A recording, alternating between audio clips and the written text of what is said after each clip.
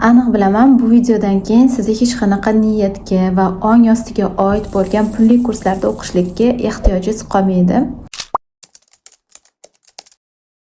Assalomu alaykum, men ismim Yulduz va men oliy ma'lumotli uy bekasiman. Kanalimda o'zimning kichik tadqiqotchalarim hamda fikrlarim, mulohazalarim bilan bo'lishaman. Agar kanalga obuna bo'lmagan bo'lsangiz, albatta obuna bo'lishni unutmang, chunki bu menga juda katta motivatsiya beradi. Qani ketdik. Birinchi navbatda o'zimga savol berdim. Bizni niyatlarimiz, duolarimiz ijobat bo'lishligi uchun sabab bo'ladigan omillar bormi dedim. Agar bo'lsa, bu qanaqa? Va mana shu savolga javob topish maqsadida o'zim uchun 3 ta muallifning kitobini tanlab oldim. Birinchisi bu Shayximiz Muhammad Sodiq Muhammad Yusuf qalamlariga mansub bo'lgan Hadis va hayot kitobining 3-juzi Niyat, ixlos va ilm deb nomlanar ekan va 35-juzi Zikr, duo, istig'for va tavba deb nomlanar ekan. Va yana 2 ta muallifning asari bu Jon Kexoning Shuur har narsaga qodir hamda Sinelnikovning Niyat kuchi deb nomlangan kitobi. Va shuni aytishim kerakki, Sinelnikovning kitobi hamda Jon Kexoning kitobi ilmiy asar emas. Bu asarlar asosan ommabop ezoterik kayfiyatda yozilgan hamda ana shu mualliflarning o'zlarini tajribalari, kuzatuvlari asosida yozilgan kitob hisoblanadi. Endi nima sababdan men bu ikkita insonni, ya'ni muallifni kitobini tanlab oldim? Buni sababi mana shu 2-3 yil davomida mintaqamizda, ya'ni bizning hududimizda ong ostiga oid bo'lgan turli kurslar, turli mulohazalar ko'paygani. Ong osti juda ham kuchli qudratga ega. Biz uni qanchalik kuchli ekanligini bilmaymiz hattoki. Agar bilgan bo'lganimizda biz omadni boshqa joylardan qidirmagan bo'lar edik.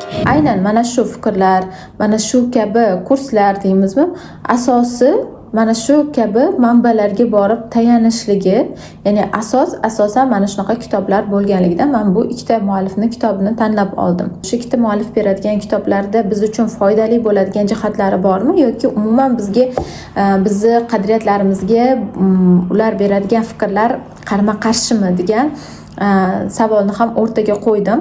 Demak, Niyat, ixlos va ilm kitobini ochadigan bo'lsak, birinchi navbatda biz uchun juda ham tanish bo'lgan va ko'pchiligimizga ma'lum bo'lgan bir hadis bilan boshlanar ekan.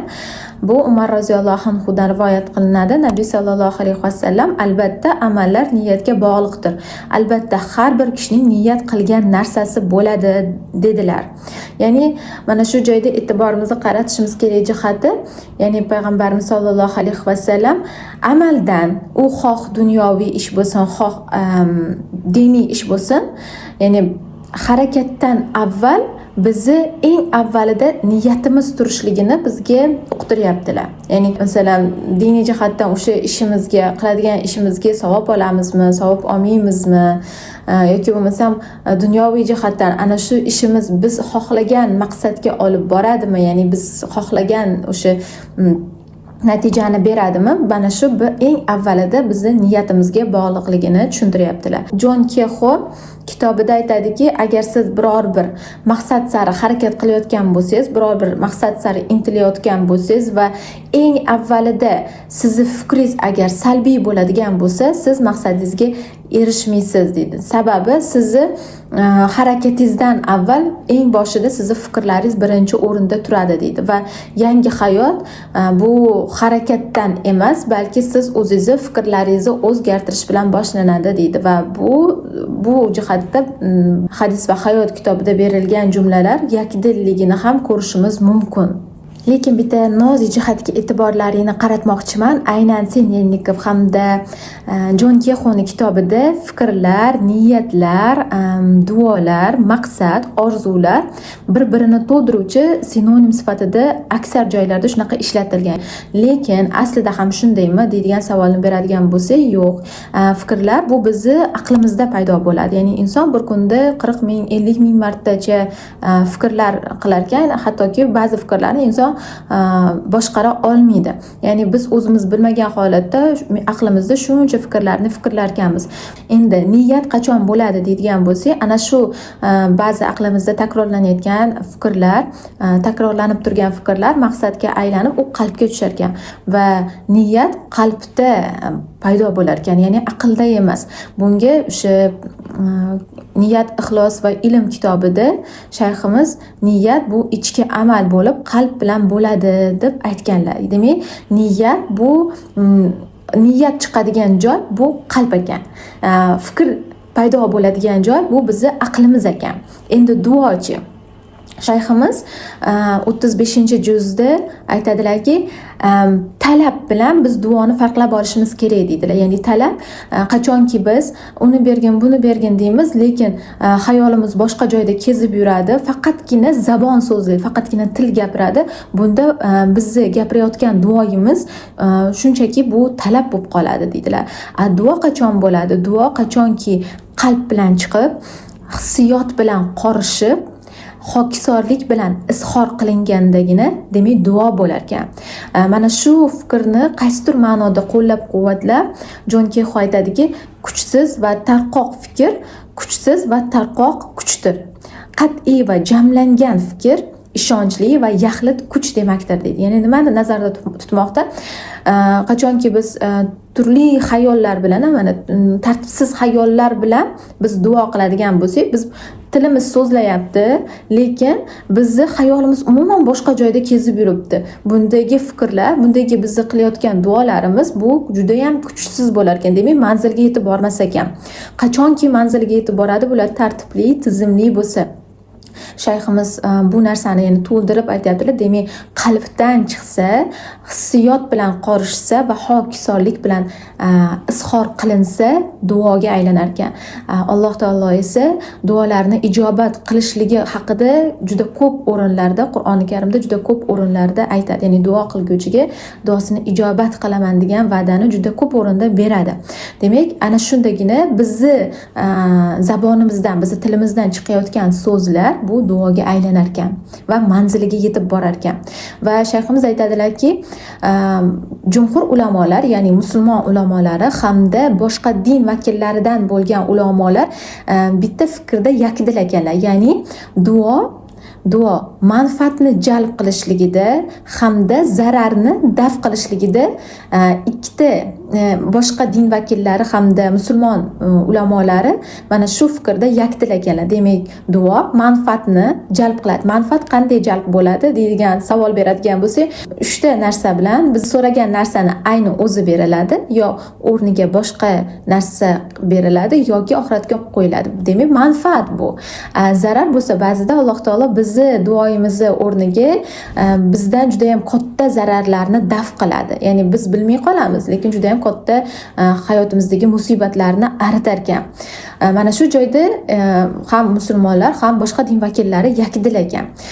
Jon Kexu va Sinelnikovning kitobida turli texnikalar berilgan va mana shu texnikalarda hissiyot alohida o'rin tutadi. Ya'ni ular aytadiki, siz hayotingizga kiritmoqchi bo'lgan narsalarni, ya'ni maqsadlarni erishayotganingizda uni tasavvur qilasiz. Tasavvur qiling deydi va erishayotganingizda nimani his qilasiz? Ana shu hissiyotni uyg'oting o'zingizda deydi. Ya'ni hissiyot bilan tasavvur qilish, ya'ni vizualizatsiya qilishlikka alohida e'tibor beriladi. Duoda ham shunchaki so'zlash emas, balki hissiyot bilan so'zlashga, ya'ni hissiyot bilan Alloh taolodan so'rashlikka urg'u berilyapti. Bu ham ana shu duoni ijobat bo'lishidagi bir omillardan biri ekan.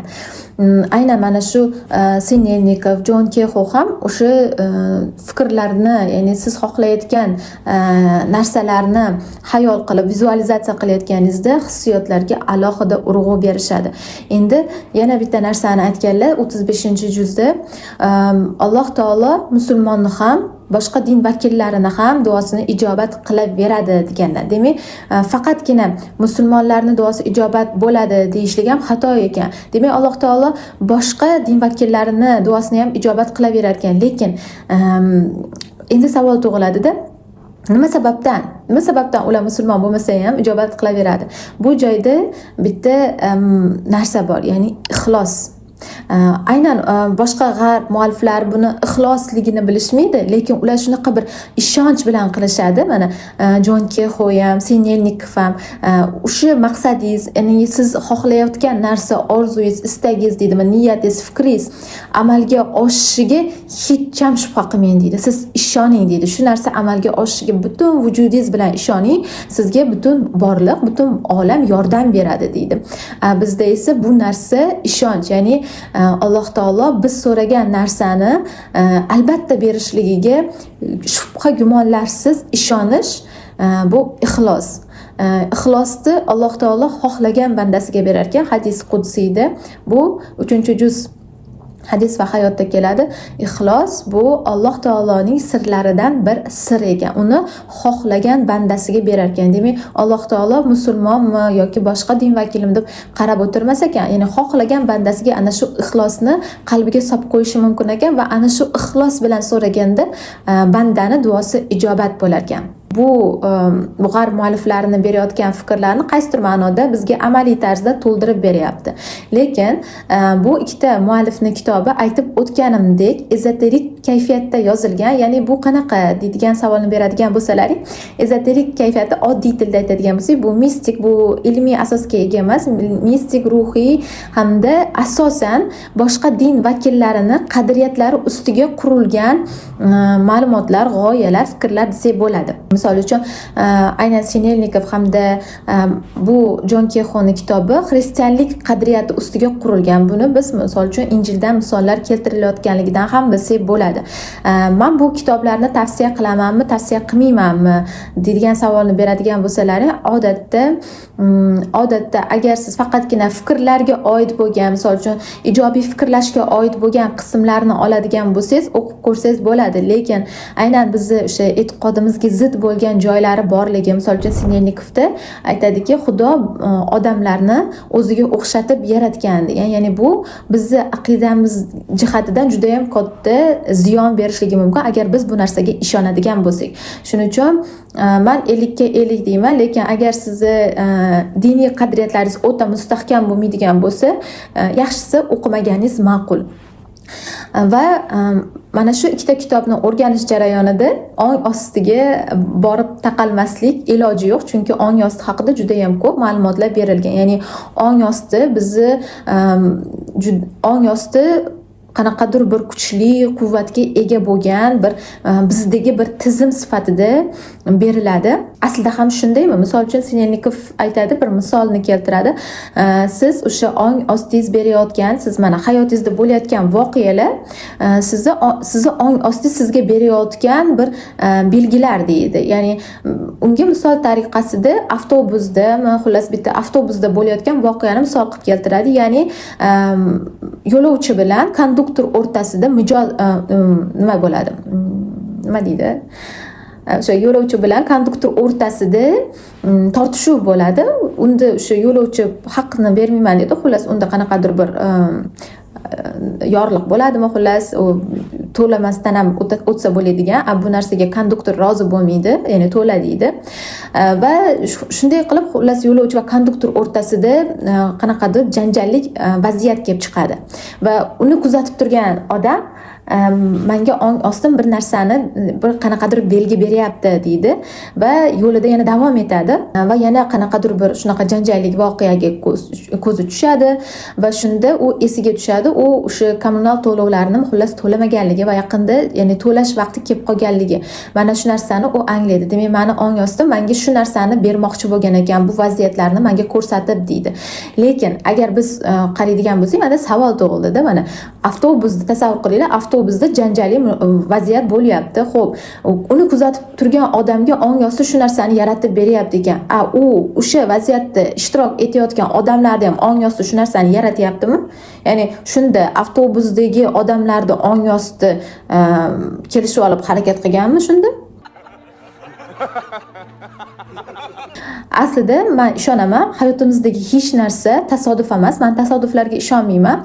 Hattoki mana Alloh taolo aytadiki, Qur'oni Karimda bitta barg uni iznisiz yerga tushmaydi. Ya'ni qanaqa qilib bizni hayotimizda bo'layotgan jarayonlar, bo'layotgan ishlar tasodif bo'lishligi mumkin. Ya'ni tasodif emas. Ya'ni men tasodiflarga ishonmayman, balkim kimdir ishonar. Ya'ni hayotimizdagi bo'layotgan har bitta narsa Alloh taoloning izni bilan bo'ladi. Ya'ni hayotimizda o'sha bo'layotgan voqea, qanaqadir voqea bizga u narsani bizga ong ostimiz yaratib bermaydi. Bizga Alloh taolo yaratib beradi. Bizdagi qaysidir vaziyatni balkim eslatish uchun, qaysidir bizga momentda bizga dars berishligi uchun, xolos, bu uni hikmati bilan bo'ladi. Bu joyda men ikkita mana shu muallifni ong ostini kuchi, ong ostini qanaqadir bir sehri degan narsalarga ishonmayman. Lekin ilmiy psixologiya nima deydi? Ilmiy psixologiya aniq kognitiv va neurologik asos bilan tushuntirar ekan.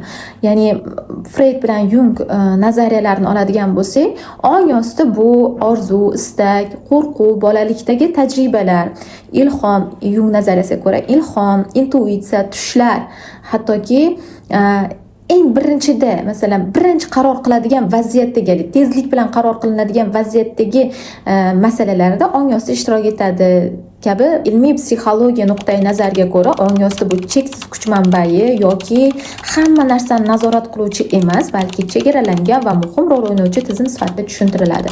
Va bu tizim, ya'ni ong osti mana hissiyotga javob berar ekan, hissiyot, qo'rquvga, bolalikdagi tajribalarga va eng birinchi harakatga, ya'ni birinchi qaror bilan qilinadigan harakatga javob berar ekan. Va o'yladim, bu miyamizni men mana shu joyda bitta taxmin o'ylab ko'rdim, qaranglar.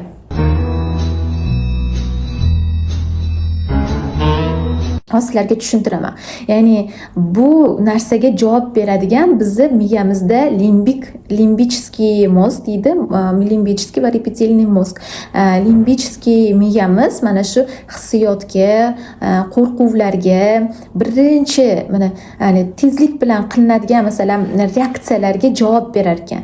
Ya'ni bu narsa limbik miya va reptilniy miya bizda emas, hattoki hayvonlarda ham bor. Aynan hayvonlardagi qo'rquv hissiyoti, ya'ni ularning birinchi reaksiyalari aynan mana shu miyada sodir bo'lar ekan.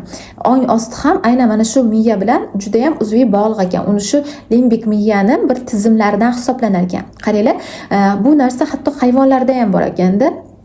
Va men o'zimga bitta gipotezani kashf qildim. Biz bilan, ya'ni inson bilan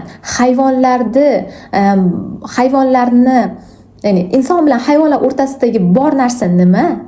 Bu insonda ham bor, hayvonda ham bor. Ya'ni nafs bu. Men o'yladim, balkim ong osti deb g'arb mualliflari hali bu narsa ilmiy tasdiqlanmagan bo'lsa ham, ong osti ichki ovoz deydigan narsalar, balkim bu endi ular bilmaydi-ku, ya'ni balkim bu nafsdir deb o'ylab qoldim. Va buni sababini ham tushuntirdim. Bu nafs bu hayvonda ham bor, insonda ham bor. Balkim nafs bu bizni o'sha yeb ichish, o'sha istak maylimizdan ko'ra kengroq bir tushunchadir. Chunki misol uchun islomiy psixologiyada ham ong osti degan tushuncha yo'q. Ya'ni islomiy psixologiyani eng dastlabki tamal toshlarini qo'ygan shaxslar bu Imom G'azzoliy, Al-Kindi deydigan bo'lsak, masalan, Imom G'azzoliyning asarlarida ham ong osti degan tushuncha kelmaydi. Ya'ni Imom G'azzoliyning asarlari Qur'on va hadisga suyanadi. Agar biz Qur'on va hadisga qaraydigan bo'lsak, Alloh taolo bizga aql haqida gapiradi. Ya'ni aql yuritmaysizlarmi deb ko'p o'rinda aytadi. Ya'ni demak insonda aqli bor. Qalb haqida gapiradi. Ya'ni zanglagan qalblar haqida xabar beradi. Nafs haqida gapiradi. Ya'ni nafsi mutmainna, sokin nafs haqida gapiradi. Yomonlikka boshlovchi nafs haqida gapiradi. Va ruh haqida gapiradi. Ya'ni sizlarga ruh haqida oz ilm berilgan deydi. Isro surasi 17-oyatda. Demak, insonda 4 ta narsa haqida gapiradi. Aql, qalb, nafs, ruh. Ya'ni insonda mana shu 4 ta narsa borligi haqida bizga xabar beradi. Agar ong osti bizni hayotimizni shunaqa bir o'zgartirib yuboradigan darajadagi kuchga, quvvatga ega bo'ladigan bir bizdagi bir tizim bo'lganda, Alloh taolo bu haqida xabar bermagan bo'larmidi? Ya'ni biror bir o'rinda biz ong osti haqidagi ma'lumotlarga duch kelmaymiz. Misol uchun qalb haqidagi, nafs haqidagi, yana ruh va aql haqidagi ma'lumotlar bor, lekin ong osti haqidagi birorta joyda biz ong ostiga duch kelmaymiz. Yoki men aytganimdek gipoteza to'g'ri, ya'ni bu ong ostida bu g'arb mualliflari nomlagan bu ichki bir narsa deylik, bu nafs. Ilmiy tarafdan bizni o'sha limbichskiy miyamizda hamda reptilniy miyamizdagi bir tizimda o'tiradigan narsa, bir tizim. Yoki bo'lmasam ong osti unaqa bir sehrli kuchga, quvvatga ega bo'lmagan, shunchaki miyamizdagi bir tizim. Demak, videomizga umumiy xulosani beradigan bo'lsak, niyatlarni amalga oshishligi, duolarni amalga oshishligi uchun omillar bor. Bu omillarning eng asosiysi qalbdan chiqishligi, so'rayotgan duoyimizni qalbdan bo'lishligi, hissiyot bilan qorishligi, hokisorlik bilan izhor qilinishligi va ixlos bilan so'ralishligi ekan. Demak, ana shu 4 ta narsa bizni duolarimizda jam bo'ladigan bo'lsa, albatta duolarimiz ijobat bo'ladi. Bu narsa hech qanaqa ong ostiga aloqador emas, balki biz eng avvaloda o'zimizni o'sha fikrlarimizni ijobiyga o'zgartirib, gumonlarimizni chiroyli qilishligimizga va niyatlarimizga, qalbimizdagi o'sha niyatlarimizga borib taqalarkan, ong ostimizga emas. Menimcha bugungi videoyim tushunarli bo'ldi deb o'ylayman. Sizlar bilan kichik tadqiqotchami bo'lishganimdan juda ham xursandman. Agar sizga video manzur bo'lgan bo'lsa, yoqqan bo'lsa, like va podpiska tugmasini bosishni unutmang. Yaqinlaringiz bilan ham bo'lishib qo'ying. Bu meni YouTube algoritmimga juda ham yaxshi, ijobiy ta'sir qiladi. Yaxshiliklarda ko'rishguncha sog' bo'linglar, salomat bo'linglar. Xayr.